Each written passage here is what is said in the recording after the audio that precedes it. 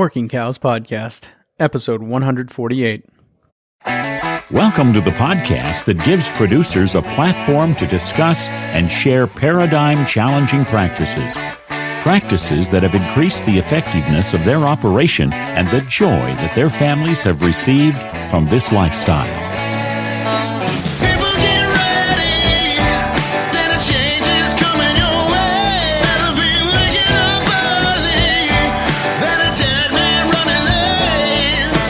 Howdy, everybody. It's Clay Connery, host of the Working Cows Podcast, here with another episode for you, powered by the Global Ag Network, and really excited to be joined today by Dr. Alan Williams of Understanding Ag.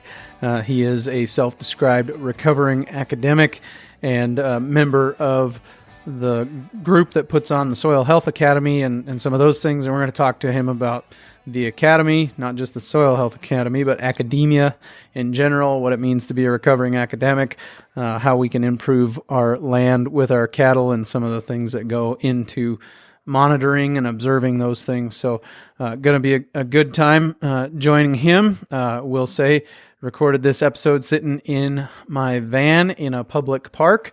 If you want to, I'll tell you a little bit more about that after the episode, and we'll play some of those voicemails that came in as a result of the episode 141 ruminations, questions I asked. So we'll play some of those at the end of this interview. Also want to make you aware of an opportunity near Nebraska in Nebraska on Derek Schwanigbeck's place, a really neat opportunity to tour a place that's been under some of this management style for a long time and do it with Jim Garish coming up August 25th through the 27th. If you want more information on that, check out the show notes page at workingcows.net/148. Show notes page for today, workingcows.net/148. But for now, I want to welcome Dr. Alan Williams to the Working Cows Podcast. Dr. Williams, thanks for joining me today. You bet. Glad to be here. So I'm reading your bio on the Understanding Ag and Soil Health Academy websites, and it says in there that you are a recovering academic. Could you tell me why you use that method of describing yourself and what has gone into that recovery process? I'll be glad to. I grew up on my family's farm in South Carolina, multi-generational. They've been there since 1840. And we were a very diverse operation, did a lot of things then that are considered sort of in vogue today, a lot of pastured protein production. So we were grass-fed and pasture protein and didn't know it. And we had a general store, so we were direct marketers and didn't know it. And just because we were, sort of, I guess, maybe hard scrabble, South Carolina Piedmont farmers, we weren't using all of the chemicals and the synthetics. Of course, I grew up in the 60s and 70s, and many of the things that we're using today didn't even exist then. So, but then I went away to college to get educated, and so I went to Clemson University and got a bachelor's and master's in animal science, and then genetics and reproductive physiology, and then to LSU to get a PhD in the same thing, genetics and reproductive physiology. And for whatever reason at that point, I sort of felt obligated to go into academia. So I did, and I spent the next 15 years teaching and doing research at my first stop was at Louisiana Tech University, and then my final stop was at Mississippi State University. And I got very, very heavily involved in conventional and commodity ag when I was a researcher and a professor at the university, and became very convinced that was the way we had to go, because after all, we had to feed the world. And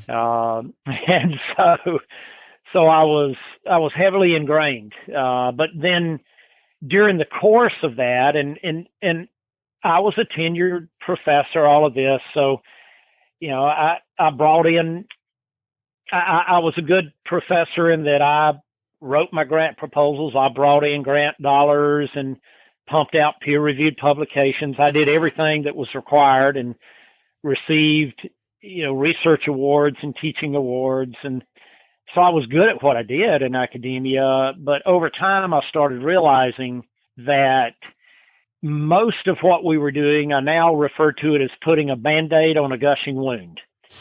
Our research was primarily focused on treating symptoms and never the root cause of our problems.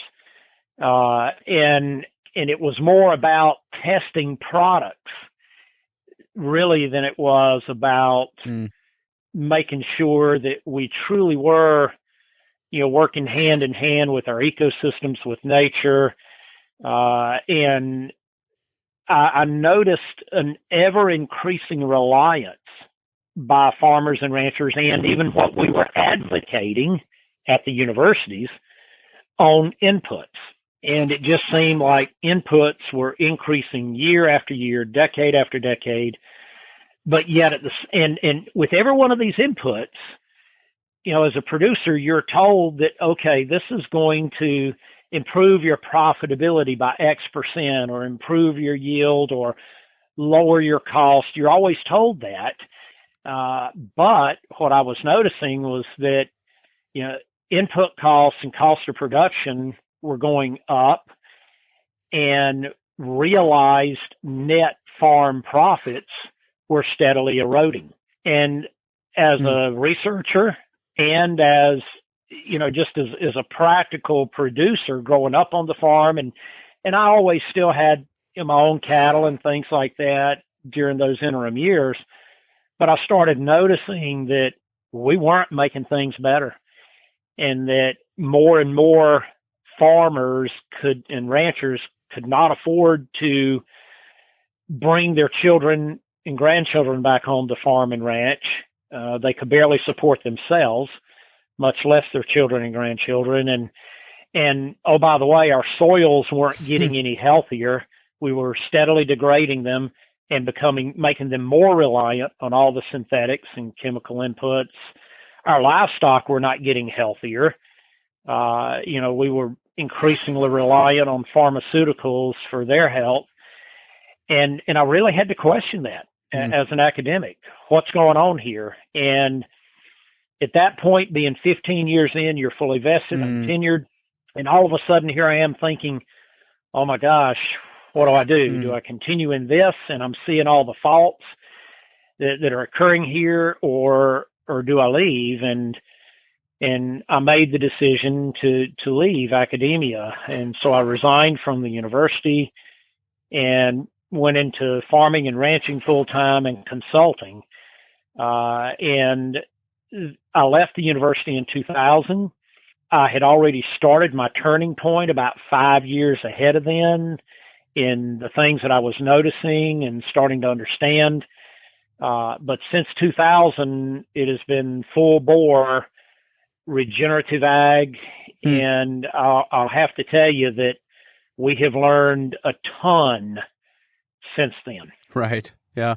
So I see that system, that academia and that system as whether I don't think it was designed this way, but it's somewhat flawed, or maybe fundamentally flawed, in that research is paid for a lot of times, as I understand it, by companies that have a product that they want tested, and so they'll pay for the research to be done. Well, how do we fund a university research project that's not going to sell anybody anything? We're going to say, you don't need all this. You've got everything you need between grass and cattle, and if you manage them right, you can cut out the inputs. Is that kind of an accurate understanding of some of the issues that are going on there and some of the things that are in play in that system? Yeah, there's two major problems, and what you've described is certainly one of them. And, all you got to do is, whose names are on the buildings, whose names are on the scholarship funds, whose names are on the endowments, right? And where the vast majority of the funding is coming from. So let's face it, if you're a company and you're giving a lot of money to a university and you're funding a lot of their research, well, you're going to expect them in return to to do a lot of research for you that's going to benefit you as a company and your products. That's the way the world works, right? Yep. I'm not assigning any blame here. It's just simply the way the world and business works. So why would you anticipate anything different? What I would also say is that having been there and lived that, there's an awful lot of research that never gets published because it did not turn out the way that, the funders anticipated, right? Wow. So the majority of farmers and ranchers and just regular consumers never see the results of that research. It's just buried and never sees the light of day. So that happens a lot, probably a lot more than people realize and understand. But another major issue is the very way that we've been conducting research over the last several decades. We have settled on what is commonly called the reductionist model. And that means that whenever you do research, you're trying to reduce variables as much as possible so that you're really evaluating only one, maybe at the most two variables, and you're trying to control all the other variables, right? And that relegates you to doing research where the vast majority of agricultural research today, and by the way, this is also true for medical and nutritional research, is relegated to you're trying to control all these variables so that you can fit a particular statistical model so that you can run your what's called analysis of variance, your statistical analysis, and then it can fit peer review guidelines. Okay. So in a lot of these journals. So what that ultimately means is that in agriculture, a lot of the research is small plot status, maybe even greenhouse status, laboratory status, those types of things. And your results are really only applicable to the exact same conditions and variables and so on and so forth that were instituted during that trial. But the mistake that is made is that we take those results and we want to extrapolate them to say that they are meaningful and applicable to farms and ranches across a broad spectrum of locales, regions, and conditions and management scenarios. You can't do that. So ultimately, and actually I'm even working on an article right now titled All Research is Ultimately Anecdotal. Because oftentimes what we do now is highly observational science. And so we do a ton of observational science. And let me remind people that for several thousand years, many of the most incredible scientific advancements came through observational science, not reductionist science. But in today's scientific community, for the most part, it's deemed anecdotal. Any observational science is immediately called, well, that's just anecdotal. You can't prove that. But again, I have to come back with all research is ultimately anecdotal.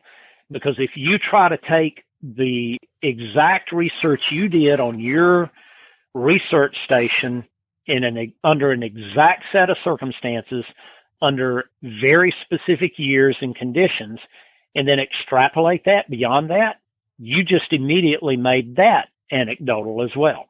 Yeah, and I don't want to spend the whole time talking about this stuff necessarily, but I think it is important to get some of this background and some of these things.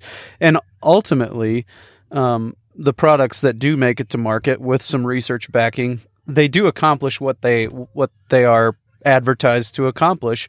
But as you're kind of alluding to, there's a lot of unintended consequences that go along with the different products that have driven that net farm income decrease as well as the agricultural business sector increase in profits over the last number of decades. I don't know if you've seen the graph that Steve Kenyon shares quite often of net farm income on this steady decline and agricultural business income on this steady incline, and the struggles that we've been experiencing in agriculture over the last few decades.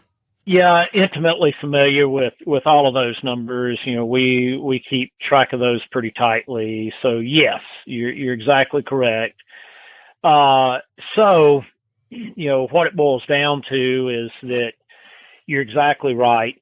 With everything that we've developed and implemented, there are always potentially unintended consequences. And we have a rule that we developed through Understanding Ag and the Soil Health Academy called the rule of compounding. And just a very brief definition of that is everything in nature and biology, and that's what we deal with every day on a farm or a ranch. Everything in nature and biology produces compounding, cascading effects, never, ever a singular effect. And those effects are never neutral. They are either positive or negative. And so you're always going to have unintended consequences depending on what you do. The question is going to be, and those unintended consequences are going to be compounding in nature.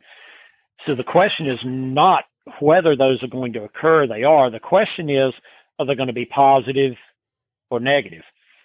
And unfortunately, the vast majority of the things that we've developed, I'll give you just a handful of examples. For instance, anthelmintics, chemical dewormers, right? Mm-hmm. Are they effective at targeting the internal parasites, the stomach worms and all of that in a cow or in a sheep or a horse or whatever? You bet they are. Absolutely they are. So do they do what they claim to do relative to that? Yes, sir, they do. Undeniable. But are those internal parasites the only species and organisms that are impacted by those chemical dewormers? No, sir. They negatively impact dung beetles. They negatively impact other beetles that are beneficial in our soil health and soil life. They negatively impact earthworms. They negatively impact soil microbes. And see, the problem is that in all of the research that was done, and I was involved in some of that, testing of dewormers and so forth when I was in academia, we never looked at the impact of those on other organisms or on soil microbial life, or that was never ever a part of the research trials. It was just simply, do they kill the stomach worms and do our cattle perform better? That was the sum total of what you look at. So another example is, many of the fungicides that we use.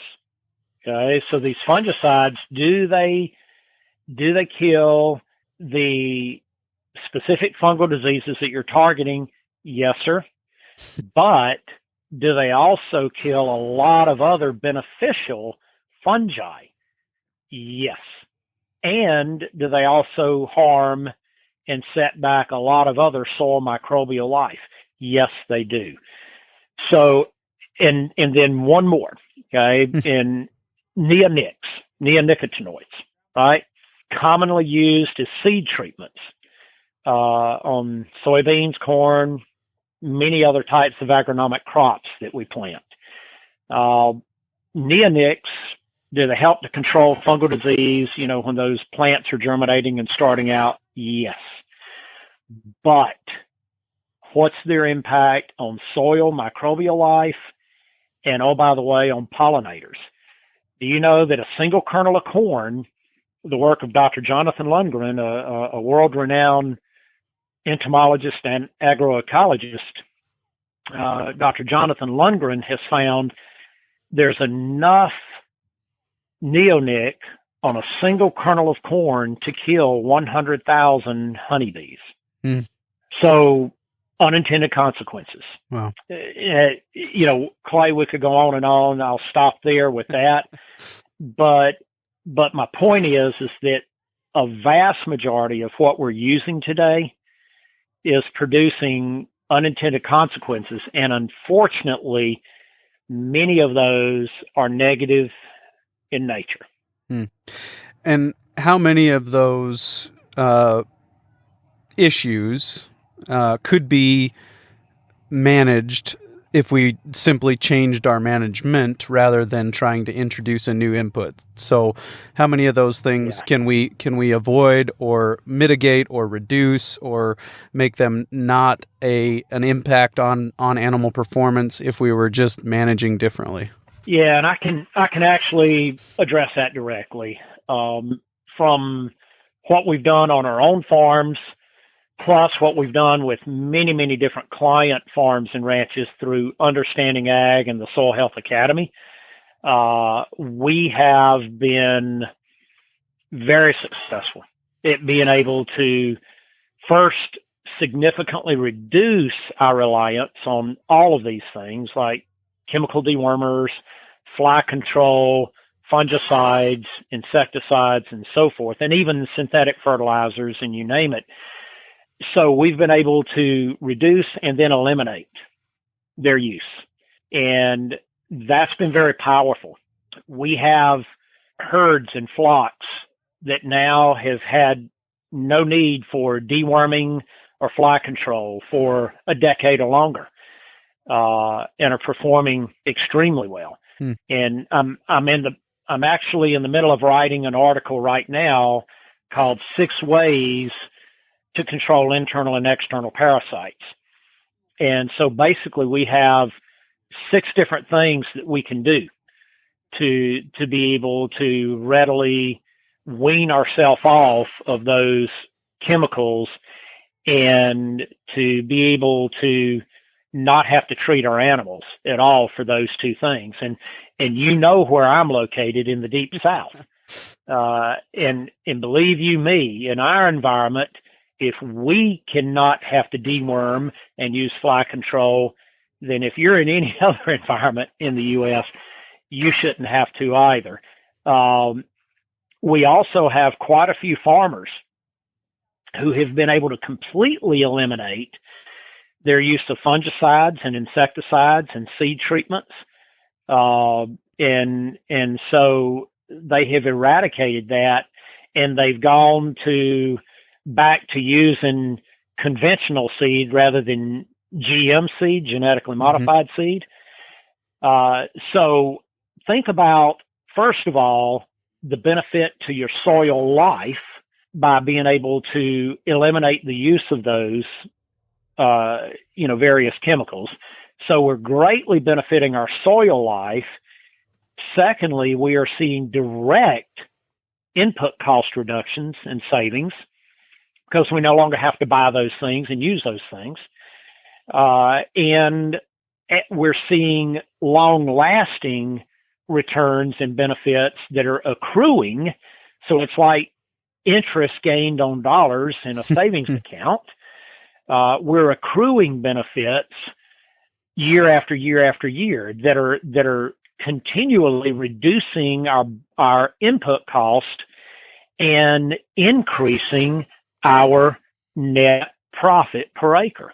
How much of that is accomplished through a balanced soil life and soil health, and how much of what we're dealing with is directly tied to the soil and the fact that it's out of balance, and so it's producing the predators that would be there to take away whatever reductions in performance we would experience aren't there because we've got another input that's taken them out. How much of that are you seeing, and what are some ways that people can positively impact soil health through their management so that they can reduce inputs? Yes. How important is it, Clay? It's foundational. Okay. Absolutely foundational. I tell people just like when you build a house or a building, you must start with a solid foundation. If you don't, the house or building will eventually fall down around you. So will your farms and ranches. And what is the foundation for a building? The soil. What is the foundation for your farm and ranch? The soil. And so all life starts in the soil. That soil, we call them our soil livestock. And there's literally trillions and trillions of them. So that is the foundation. And if you damage that foundation, just like if you have a poor foundation for a house, the house will not stand. The same thing here. Your farm cannot stand without serious crutching up. And that's what we've been doing. If you look at 2019 and through May of 2020, we have seen record high numbers of bankruptcy filings for farmers in the U.S. And the last 5 years in a row, we have seen a shockingly increasing number of farm bankruptcies. And that's why, we're seeing more and more farmers and ranchers call us at Understanding Ag, attending the soil health academies, because they know what's going on. They know their soils are degraded. They know their input costs are out of control. They know that they can't continue this way because there or many, many more are going to be on that same bankruptcy path. So they're seeking help, to try to be able to stop the losses and then turn around their operations. So the bottom line is this: your first focus must be on how do I implement practices on my farm, on my ranch, that are going to build that microbial population in the soil. If we're not thinking that way first, then we're making a huge mistake. If genetics, and I'm a geneticist, but if genetics are the very first thing we're thinking about and they're going to be our salvation, we're very wrong. Okay. Now, are they important? You bet they are, and we'll talk about that. But that's not your foundation. Your foundation is the soil first. And we've lost.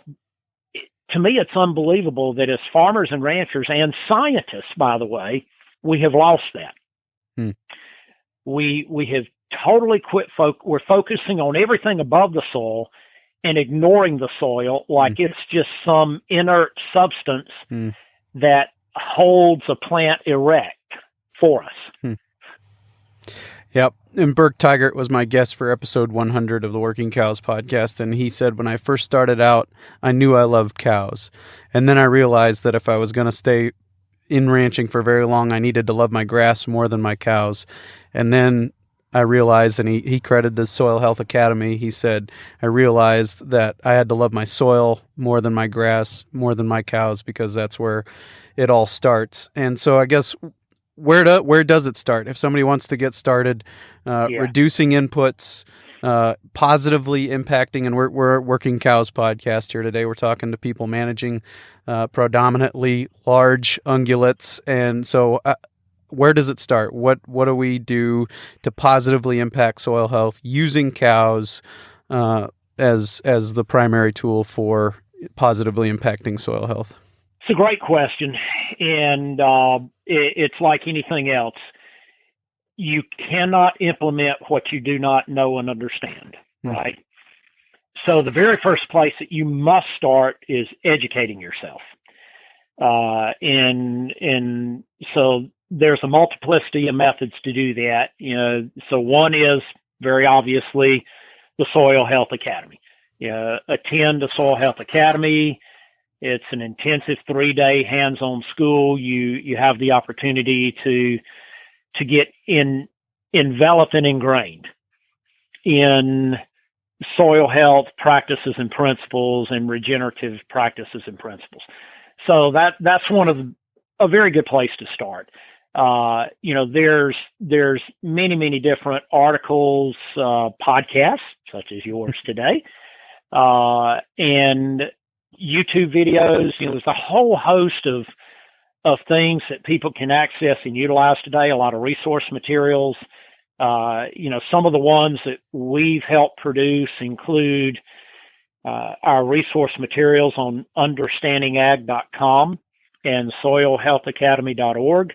But we've also worked heavily with the Carbon Cowboys film series. So I would heavily encourage ranchers and grazers to go to carboncowboys.org and view that series of films.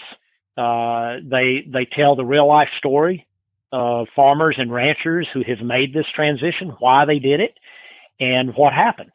And then another very good series, and actually Burke and I did this together. We did it in collaboration with the Pasture Project of the Wallace Center. And so people can go to pastureproject.org, and we have a 42 video adaptive grazing film series that we made that is available as well. So again, utilize the resources, the films, the videos, the websites, the podcast, the articles, Soil Health Academy. But then the other thing that I would heavily encourage people to do, go visit, get off your own farm, off your own ranch, and go visit farms and ranches that have already implemented this so that you can see firsthand, what they've done. You can talk to them face to face. Farmers and ranchers are visual, right? Seeing is believing.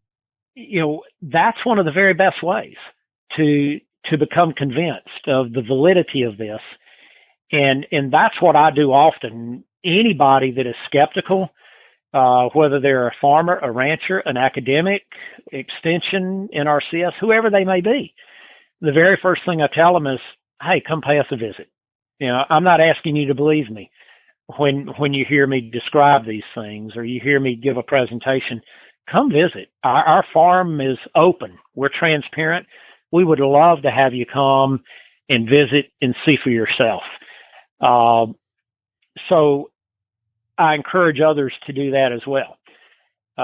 So those are some of the very best ways, and obviously what you're doing, quite frankly, plays an integral role in that. With your podcast, you're providing a framework and a voice for allowing people to educate themselves and to begin that learning process.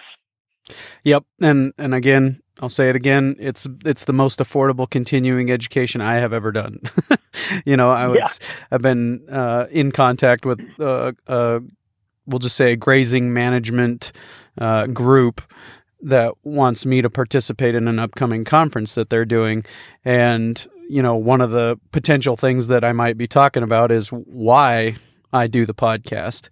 And I think at this point, that's pretty much what it is for me, is I get the opportunity to talk to people and to ask them questions and to pick their brain, and it's been a huge benefit to me, and I've been able to implement some of these practices now on my own place, and to see the things that I've heard people tell me for the last 2.5 years.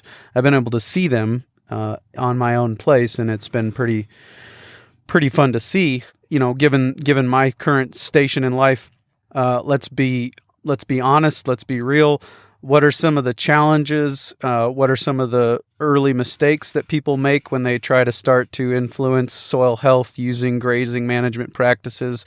What are some of the maybe unforeseen roadblocks that people don't think about right away that maybe we could help them avoid some of those early challenges? Yeah, and again, the first thing is you really need to understand the 6 principles of soil health and the 3 rules of adaptive stewardship. That's a starting point, and I'll just very quickly give you what those are for your listeners. But the 6 principles of soil health, number 1 is context. You must know your context. and that includes what we call historical ecological context. And you and I can come back to that briefly, and I can explain what that means. But so historical ecological context is included in that, as well as your goals and objectives, your socioeconomic, family life, quality of life, everything's incorporated under context. The second principle is keep the soil covered. Do not have bare soil. The third is minimize soil disturbance. The fourth is increase plant species diversity. Very important. The fifth is keep living roots in the soil year round. And the final one is integrate livestock. So, and if you're a grazer, then obviously you integrate livestock. And then the three rules of adaptive stewardship. Rule number one, and we talked about this earlier, the rule of compounding. Number two is the rule of diversity. Number three is the rule of disruption. You've got to know how to introduce what we call planned purposeful disruptions. So you start with understanding the 6 principles and the 3 rules and how to apply them. The second thing that you must understand is that regenerative agriculture and adaptive grazing, adaptive stewardship, are not formulas. They are not recipes. They are not prescriptive. And the moment you try to turn them into that, you have immediately become non-adaptive and non-regenerative. So that's the second thing everybody has to understand. Don't look for the silver bullet. Don't look for the one thing. You have to constantly be adapting and flexible. That's critical. So don't do things the same way every time on purpose. Don't do them the same way every time, and you'll continue to make progress. The next thing, and this is vital, observation. So they've got to train themselves to be keen observers on an everyday basis. And when I say observation, I'm talking about observing the soil and underneath the soil. So we tell everybody, carry a shovel with you. Dig into your pastures. Is your soil aggregated? Is it plated? What does it look like? What is the aroma of the soil? Start learning your soil. How many grazers ever actually look underneath the hood, so to speak, and check the soil underneath their feet? Very few. So carry a shovel. We carry one of those sharpshooters or spades, and they work very well for that. You can put them in the back of your buggy, on an ATV, whatever, easy to carry. You can use a single ring infiltrometer, and you can measure water infiltration rates. Very important to help you start to understand how your soil is functioning. And you as a rancher can do that, no problem. There's plenty of YouTube videos that show you how to use a single ring infiltrometer. The third thing you can do is you can start in your observations. So the shovel test, single ring infiltrometer test. But the third thing is pay attention. Start to observe your plant species diversity. Is it increasing or decreasing? Okay. You want it increasing, not decreasing.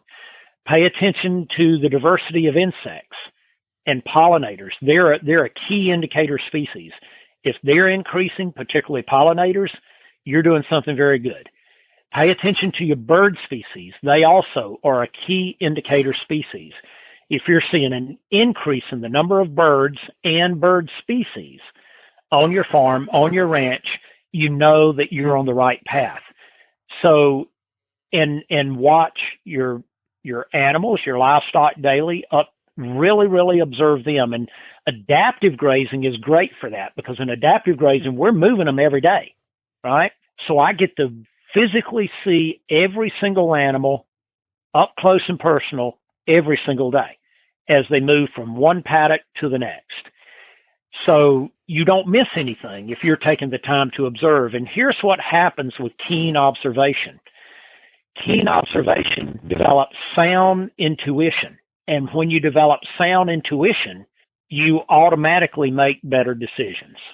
You really, really can't make good decisions if you are not carefully observing. Right.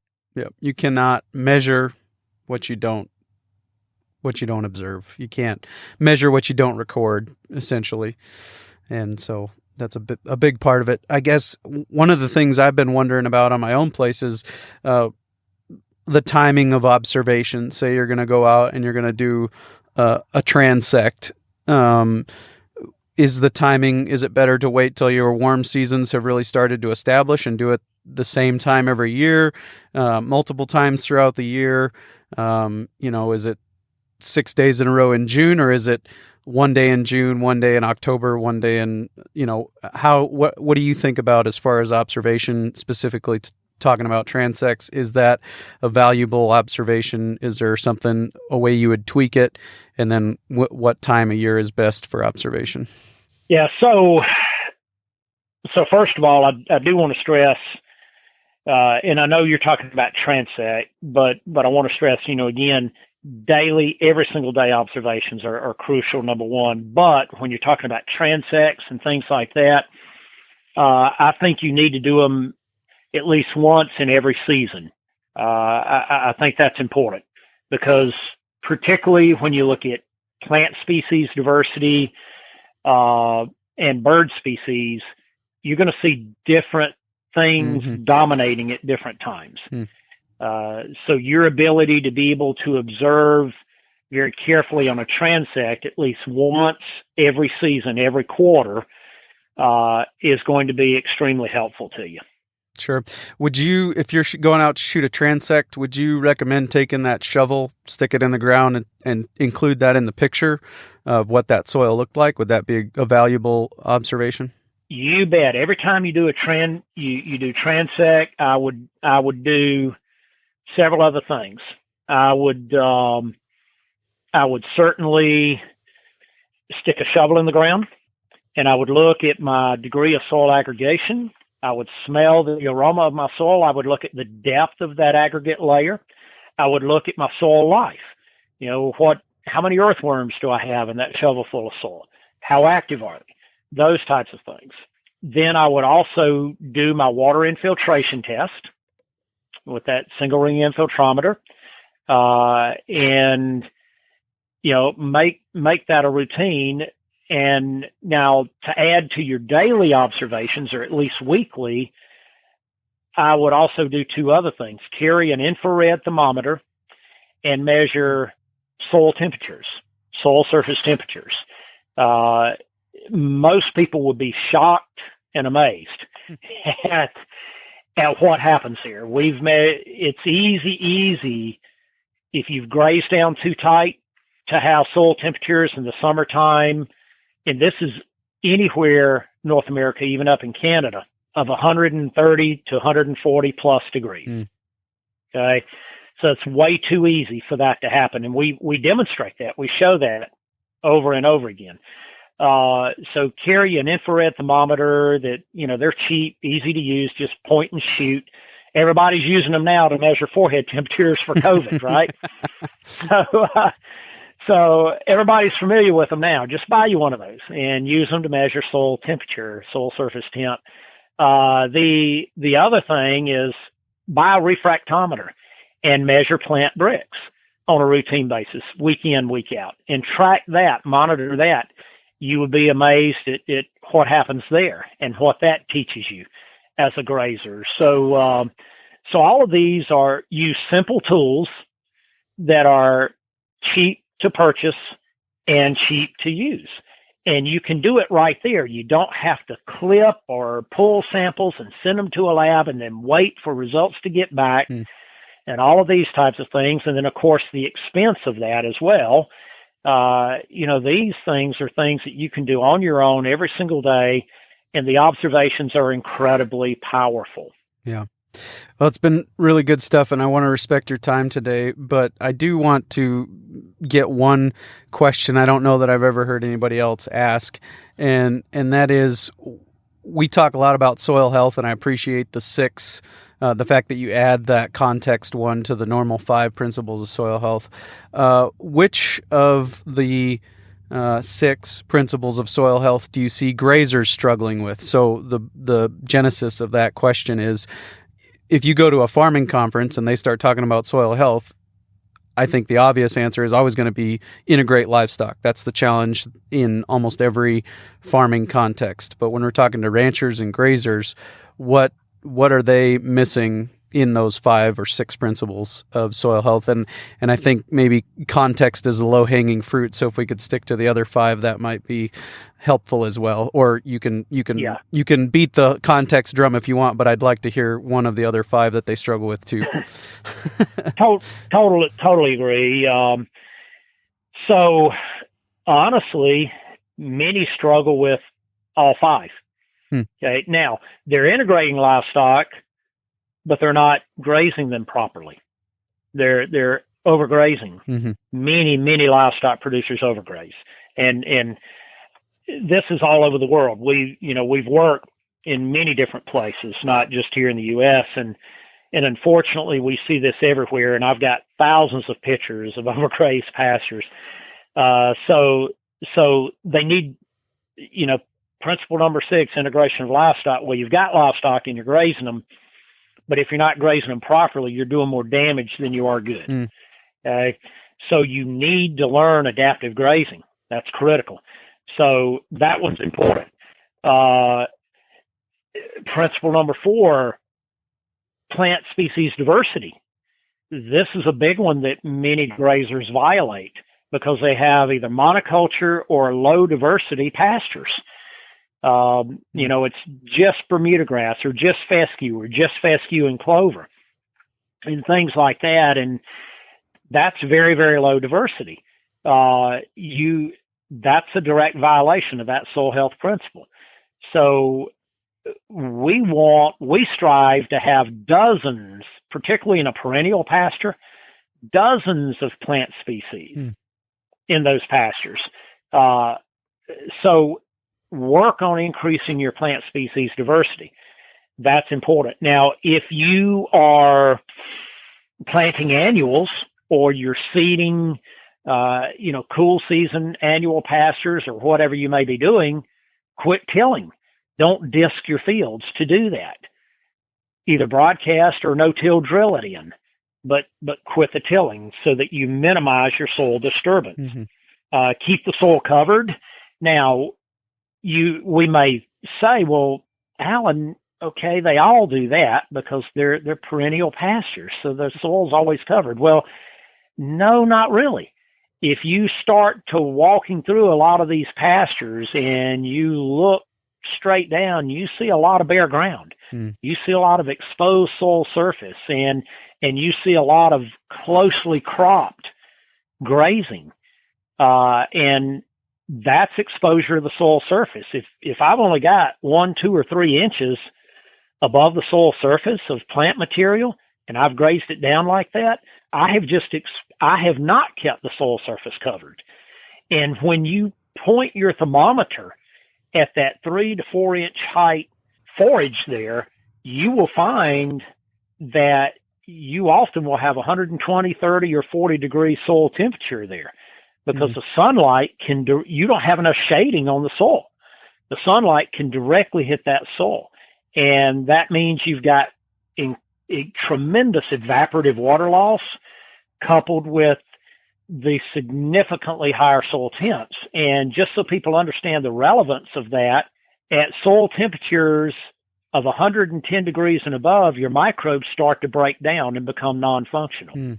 So you just stopped all nutrient cycling in your soil. So if you're if you're grazing down 4 inches or below, then you just stopped all the nutrient cycling for a while. That's why you need fertilizer, because it's your fault. It's not Mother Nature's fault. Yeah. You created that by grazing too tight.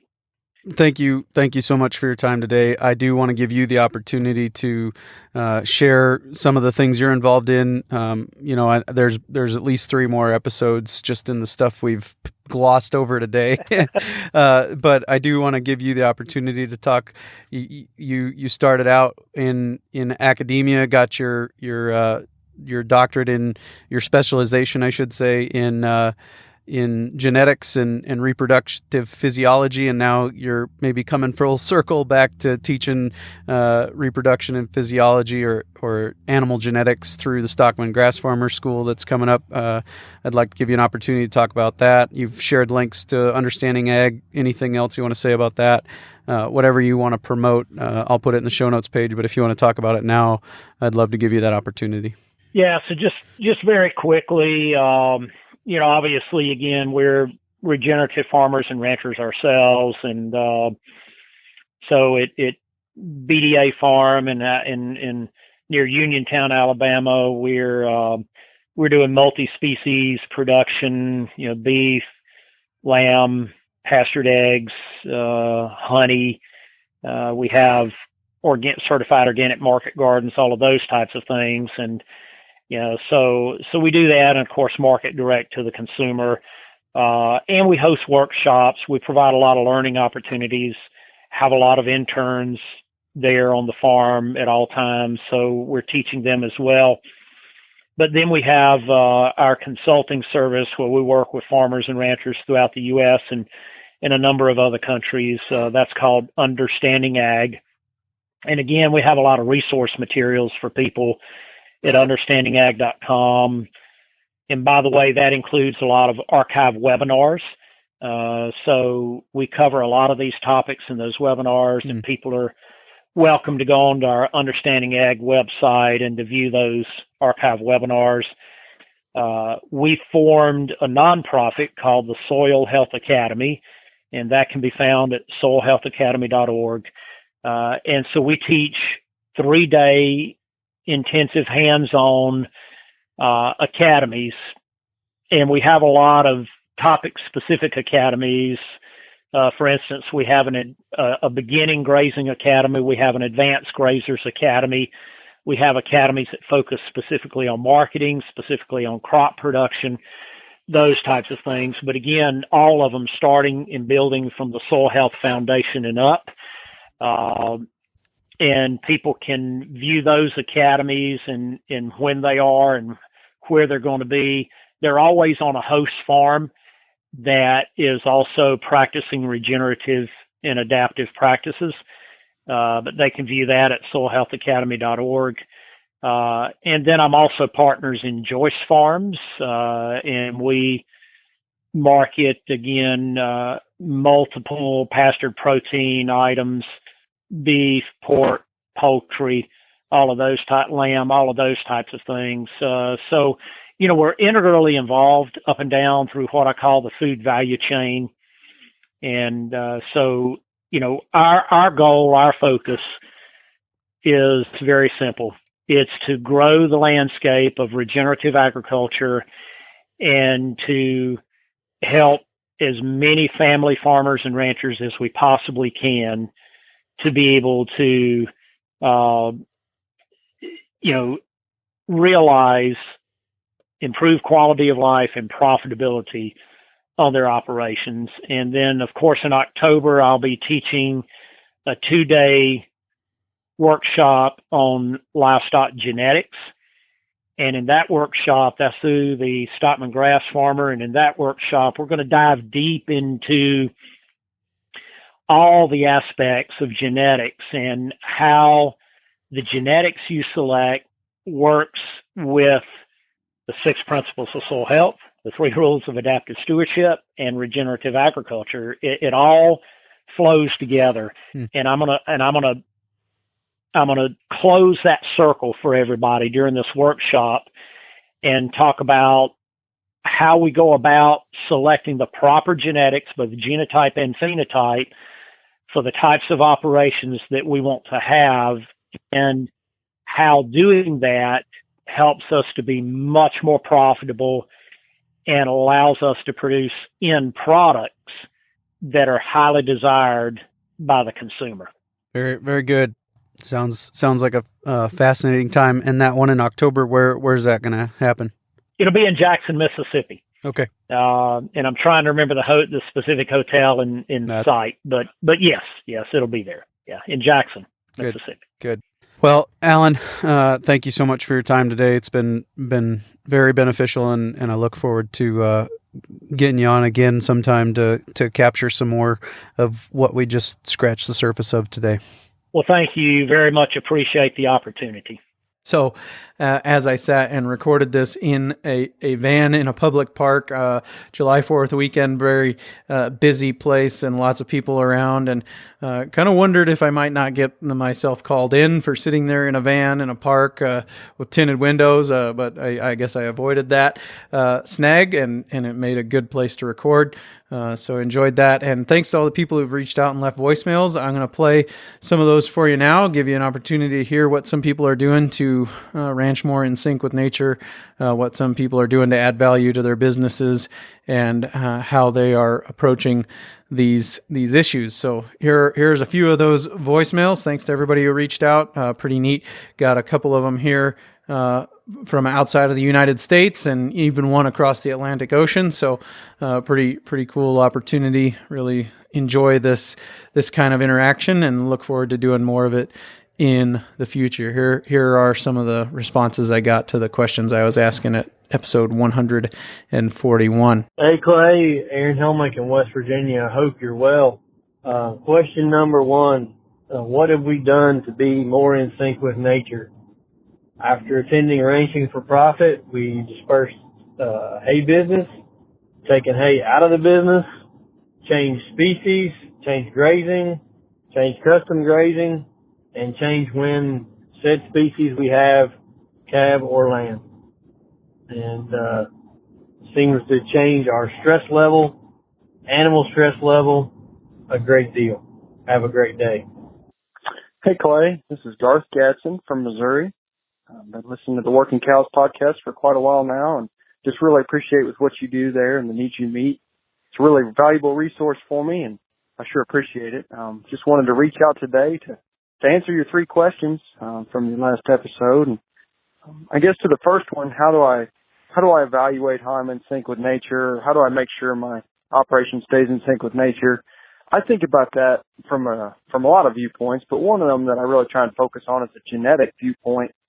And an area I've been doing that lately is with my heifer selection. I retain my own replacements, and I've really tried to get away from making those selections myself, so to speak. I really try and get out of the way and let natural selection take its course as much as I can. And those heifers that thrive and get bred get to become part of my herd, and those that don't get to find a home somewhere else. And I know I'm succeeding in that when I see some heifers that fail. If I get every heifer bred and they all look good, I know I'm providing them too much support and I'm not allowing natural selection to work. So I really try and view it as a positive thing when I see a heifer that's not going to make the program, that's not meeting the target. I guess the next target for me in that area is I'll really know I've kind of made it there genetically if I'm producing feeder calves that grass finishers really want to buy from me. Finishing calves on grass is not something that I personally want to do or feel that my operation is best suited towards, but I feel like for cattle to succeed in a program like that, they have to be really in sync with nature. And so if I'm producing cattle that are early maturing, easy fleshing, that just have an easy time at life, I think I'll have a market there. I'm not there yet. I don't have those guys calling me yet wanting to buy my feeder cattle, but I'm sure hoping to get there in the future. For your second question, how am I more than just the lowest cost producer? I try pretty hard to not be a commodity producer. If I'm just producing something that I drop off at the sale barn and it just brings market price, I'm kind of missing the boat a little bit. I sure pay a lot of attention to cost, but at the end of the day, I want my product to meet a need, and I want to receive a premium for doing that. And so if I'm just making another commodity just like the next guy, I'm not really fulfilling that mission. And then for your third question, what's a really indispensable tool that I use? I guess mine's a little outside of the box, and I'd say my headphones. I plug them in, I put a podcast on, and it allows me to turn a really low value job like fixing fence or something of that nature into a really high value continuing education. Hello, Clay. This is Josh Ballard from Kentucky, and I wanted to touch base on some of the questions you'd asked. Primarily, being a low-cost producer is the last to go broke. I was going to say that really just disagree with that statement. I think potentially a low-cost producer would be the only one not to go broke, especially in lean times. But I do agree that you can't ignore marketing. In our business, which is my wife and myself, I have a beef business, and we direct market grass-finished beef, something we've developed over the last 10 years. And we're on the kind of outside of Louisville is our closest big town. But anyway, that's been the key to us being successful, is being able to market beef, and getting more of that retail dollar. But that does take a lot of extra work to go along with that. So I think that's key. And then the other thing we're starting to dabble in, is a few registered Red Angus cattle, but still keeping with our low cost, production model, even with our registered cattle. And I think to be low cost, you have to work in sync with nature to do that. And I don't want to go into too much of that on right now. But, the other thing I was going to throw out there's a veterinarian that opened up my mind as far as, the way I look at farming and ranching and or grazing. His name's Gordon Hazard. I'm a veterinarian. That's actually my full-time job. It's a mixed animal veterinarian here in Shelbyville, Kentucky. Dr. Gordon Hazard is a veterinarian in Mississippi. We had visited his farm in undergrad. He has a book called Thoughts and Advice from an Old Cattleman. He also has there's a YouTube video of him giving a lecture in 2015 at the North Dakota Grazing Lands Coalition. Dr. Gordon Hazard, the guru of grass. And also his son spoke at that. Gordon, I believe, has passed away now. He was in his 90s when he passed away a couple of years ago.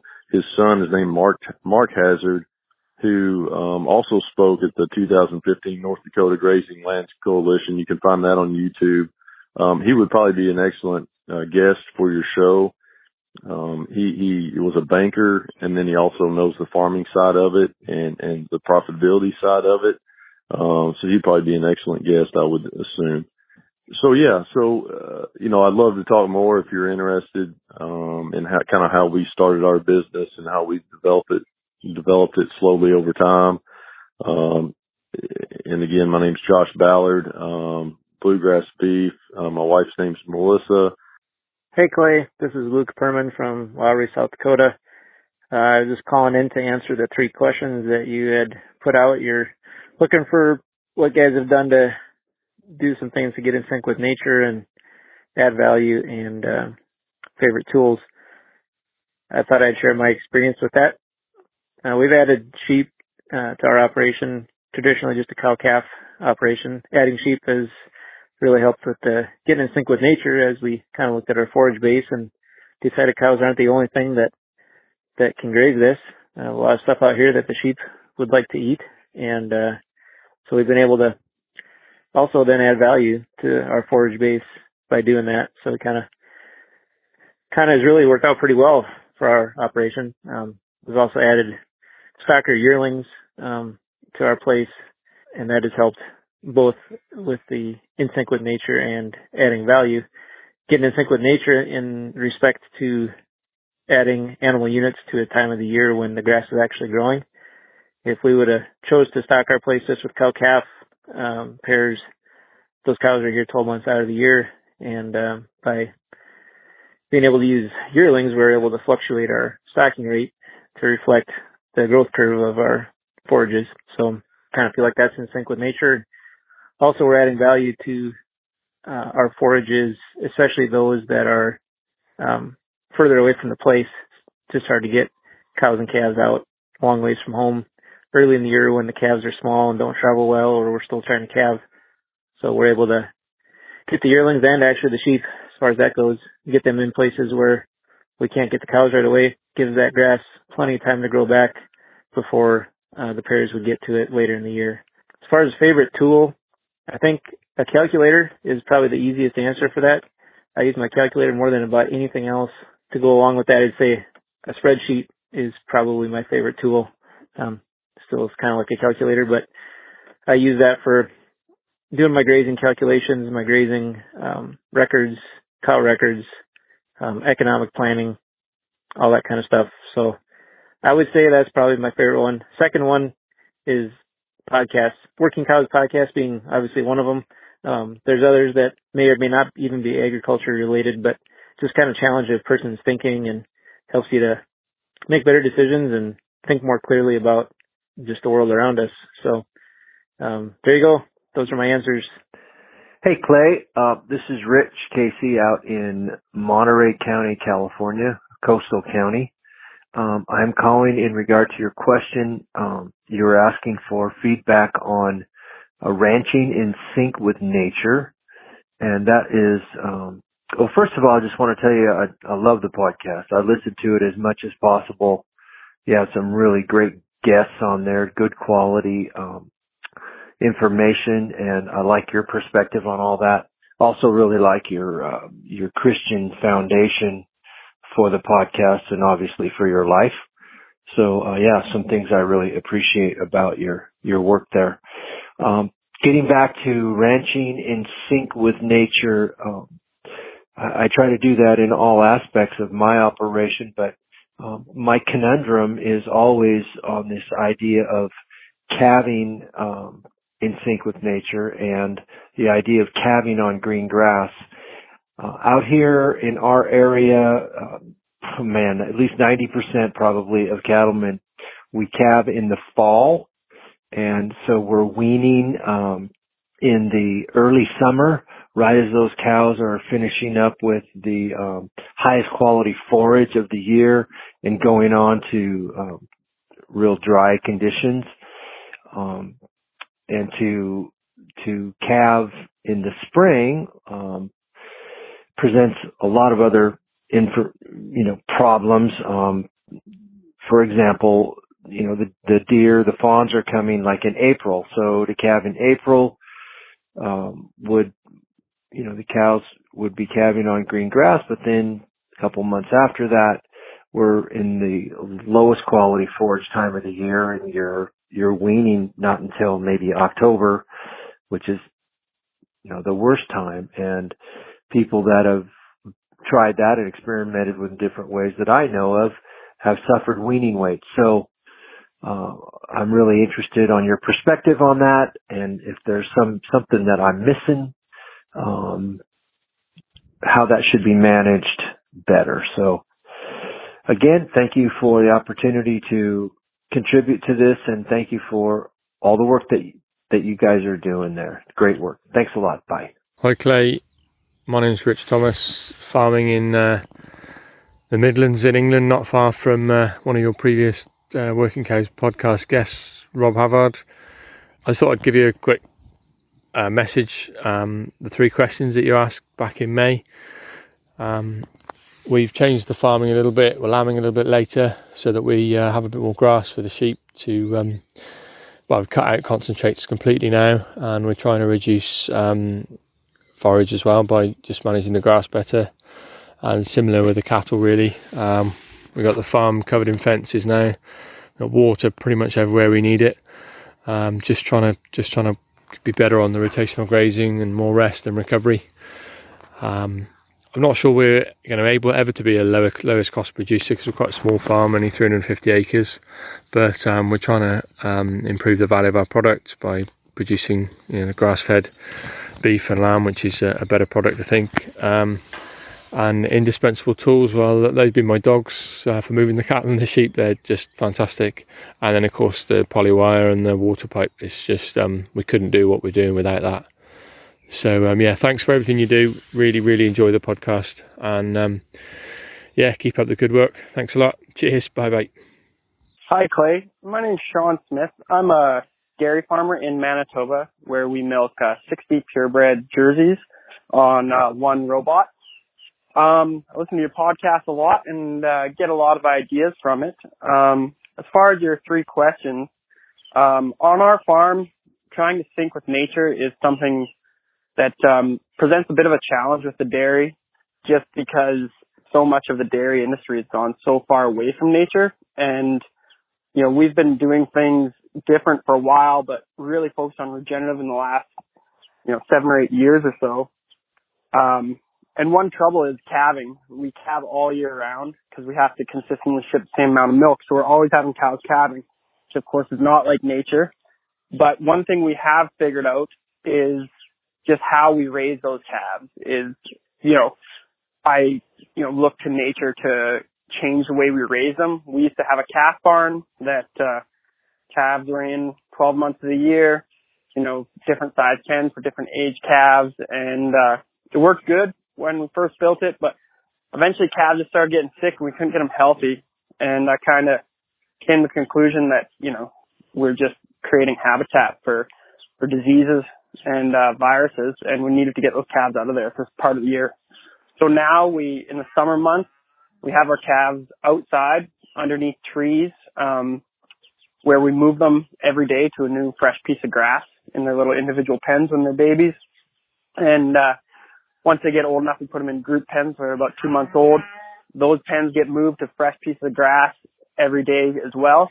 And this just really helps reduce the chance of disease, because instead of them being in one spot all year round where disease can just, multiply and just build up, now we're moving them. That calf barn sits empty, dries out for the whole summer. Then we put them back there in the winter, and we have way more success with healthy calves. We don't do any vaccination on our farm. So we've, avoided having to do that now. And it's, maybe some people may say it's a little labor intensive, but I don't really think it is, because I'm not bedding my calves in the summer either. They're just on green grass, and not spending that money to spread that manure after or fork out pens or anything like that. So I think it balances out, and I get a healthier calf. For your second question, things that we're doing that separate us from just lowering our costs. Lowering our costs is an important thing. We really believe in grazing our milking herds, which not many dairies do that in North America. But we believe that that's the cheapest way to milk. But apart from that, we make compost. Our cows are bedded on a compost pack instead of a straw pack, so every day it's cultivated twice a day. Keep that composting nice and hot, and then we take it outside, put it in windrows, turn it all winter, and then we sell it in the spring to local gardeners. And it's something that we've added, and it's good. Another thing is with jerseys, we kind of have a niche market where lots of homesteaders, small farms want a Jersey cow to hand milk. And now we're starting to breed specifically for that because the demand is so high. So we're using sex semen to get polled heifer calves that are A2 milk, longer teat size, perfect for people who want to hand milk a cow. Lots of people who want A2 milk because they have someone who's intolerant to A1 protein milk. And so we're breeding for that because, especially with this COVID-19, we can't keep up to the demand. So many people want to have their own fresh milk on their farm. And your last question, kind of pains me to say it, but my phone has kind of become something that we depend on, whether it's, getting in contact with people, but mainly just the amount of information that I'm available to on my phone now. I listen to a lot of podcasts, audiobooks about farming, everything like that. And it's sad to say, but I think it is my phone that I can't work without right now. Thanks again, Clay. Hope you enjoyed my answers. Hey, Clay, CJ Thornton here, Wofford City, North Dakota. Just want to say I love your show. Keep up the good work. Things we've done to change would be, I guess, first of all, our feeding and how we feed and where we feed. So we went from bringing all of our cows home, which would be about 400 head, to keeping them out and trying to take feed to them if weather needed, and trying to stockpile forage and supplement it with mostly feed pickups. I guess calving date moved from mid-March to try to calve later in end of April, the 15th of April, the 20th of April for 45 to 60 days. But feed and trucking costs and moving the feed around and just the things that it takes to feed animals realizing what it takes and what we can get away from. A friend of mine, Jed Ryder, lives in Williston, said when he was starting out, he thought he was always successful when he had enough money to buy a newer piece of equipment. And I believe he told me last summer, now he realizes he's successful when he can do the same job and not need that piece of equipment, meaning probably feeding and having the feed on hand or having less of the equipment. So I thought that was a great take he once told me. By adding more value, I guess it'd just be staying up to date with what consumers want and seeing if that fits your profile of your ranch, whether it be the program of vaccination or the marketing of where those cattle are worth more, and whether it be EIDs or whatever. We've actually lately, in the last couple of months, right prior to COVID, during COVID, got a retail license and a walk-in freezer, and I've actually marketed at least 50 head of fat steers. Not home raised, but realized that people were calling and wanting more cattle and we didn't have any ready, so we actually had to purchase some and hold them in our facility, in our feedlot. But so I guess just being able to always foresee what's coming down the pike and what's needed, I guess, and being fluid enough to change what you're doing. Hey, Clay, Tyler Techley with Southern Roots Ranch over in Northwest Ohio. Yes, we have a ranch up here in Northwest Ohio. It's small, but it's big in our minds and hearts. So to answer your questions, what are we doing, or what practices are we trying to implement to get more in sync with nature? We are actually trying to push our calving season a little bit into spring. We market all of our cattle as finished product to consumers, both grass and grain finished. So ours is really a targeted finish date that we're after. So we're trying to blend that target finish date, which is kind of an April, May, to a calving season window that allows us to calve on green grass as well. So we've split our cow herd spring and fall calving, trying to do a little bit better job. But at the end of the day, we're looking at managing that marketing. That would kind of lead me into what am I doing differently as just a low-cost producer? We're trying to actually market a higher-end product. So trying to market the Yeti of freezer beef. It does the same thing as the cheaper Coleman's.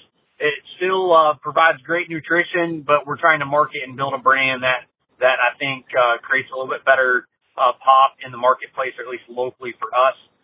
And then finally, what are the indispensable tools we use in our operation?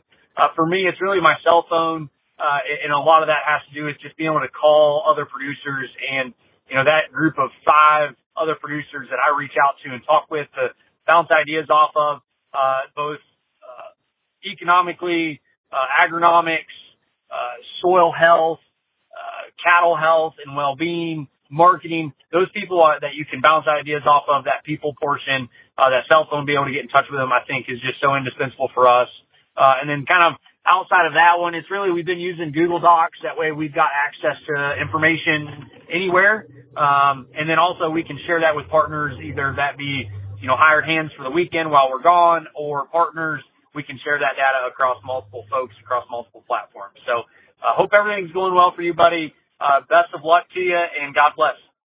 We're going to talk a little bit about the grazing, the regenerative grazing clinic, or regenerative grazing school that's being put on at Derek Schwannebeck's place.